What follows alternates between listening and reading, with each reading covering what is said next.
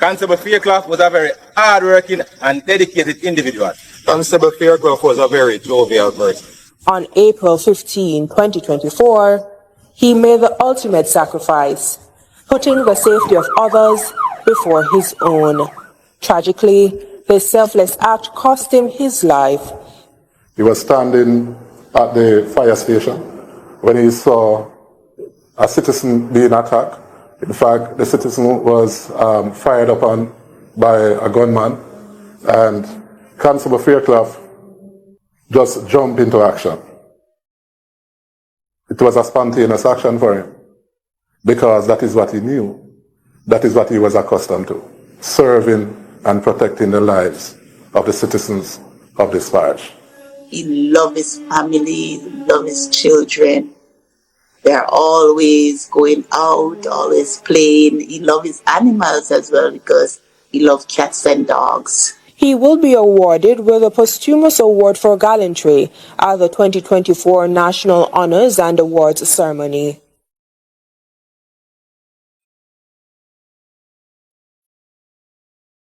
JBNN will keep you informed. I'm Michelle Jones. Before we get into the news, please remember to like, subscribe, leave a comment, and to share the news with someone today. Now on to the news. St. Catherine couple charged with beating a 13-year-old girl.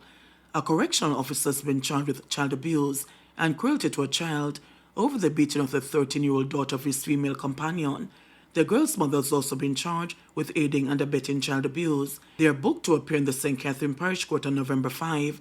It is reported that on Friday, October 18, the child was severely beaten by the man. A report was made to the police and an investigation was launched by the Center for Investigation of Sexual Offences and Child Abuse, which resulted in him and the child's mother being arrested. They were later charged. St. Andrew makeup artist shot dead. The St. Andrew South Police are investigating the murder of a 28-year-old makeup artist at Regate on Jordan Road, Kingston 13, on Sunday night. She has been identified as Shakila Mitchell.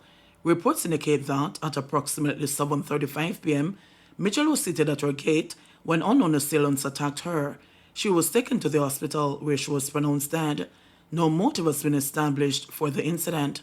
Detectives from the Hunts Bay Criminal Investigation Branch are probing the matter. Cotton candy vendor charged for stabbing boys who laughed at him in Trelawney. A 31-year-old cotton candy vendor has been charged with wounding after allegedly stabbing two boys who reportedly taunted him in Trelawney earlier this month. Troy Adamson from Ghetto District in St. Anne's Bay, St. Anne, is charged with wounding with intent, stemming from the October 9 incident on the Martha Bray Main Road, according to a police statement on Monday.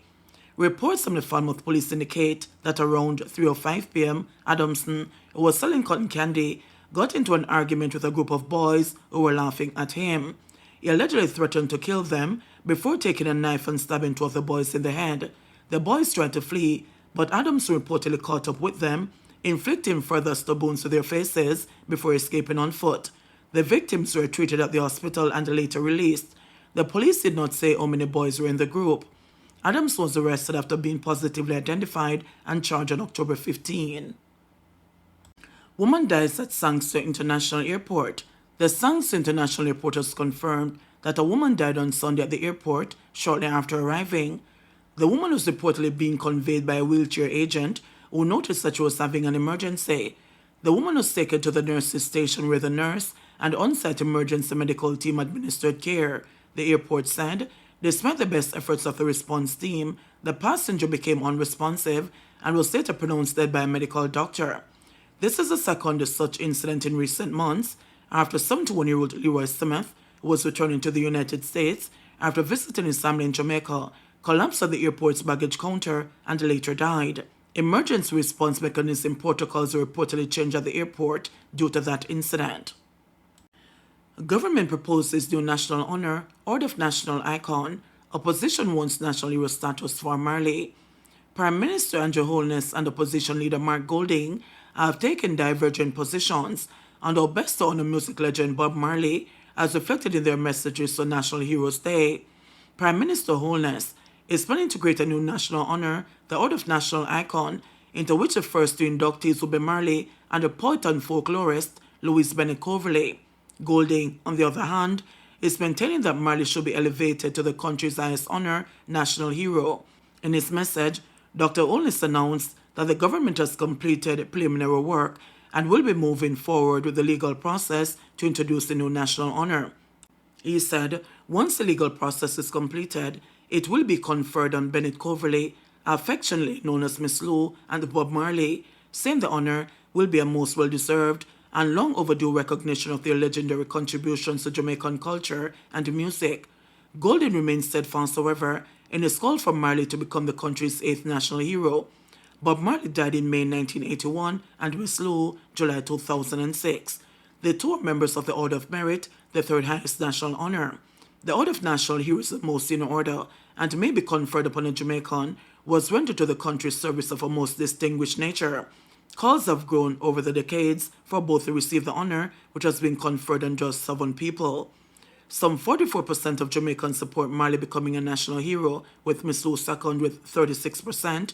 According to a national poll published in January by the Don Anderson-led Market Research Services Limited, it is similar to results from previous polls. Bunting questions government's post-Bell reconstruction check distribution figures. The parliamentary opposition is questioning a report from the Ministry of Labour and Social Security that 82% of the households that suffered damage from Hurricane Beryl receive reconstruction checks under the Rebuild Jamaica initiative. The ministry said last week that 6,828 checks, valued at $608 million, have been delivered to beneficiaries in all parishes as at October 15. It added that it was delivering an additional 200 checks, valued at $200 million, through the parish offices and through community locations in several parishes. But opposition Senator Peter Bunting claimed on Sunday that only a few people in South Manchester and St. Elizabeth, which are parts of the region hardest hit by the hurricane, have benefited. South Manchester and South St. Elizabeth were probably the hardest hit constituencies, and out of the 4 of them, only one could recognize a handful of people who had received assistance. Comrade Leader, sure, today when you toured, there were still many houses without roof. Yet 4 out of 5 supposedly have received assistance, but we struggle to identify anyone. My question is it the needy who are receiving these assistance payments, or is it the greedy who are receiving the assistance payment? Bunting was speaking at a PMP conference in St. Elizabeth South East to present Norman Scott as the party's candidate for the constituency. JBN will keep you informed. Please remember to subscribe, like, share, leave us a comment, and click the notification bell to receive our daily news items.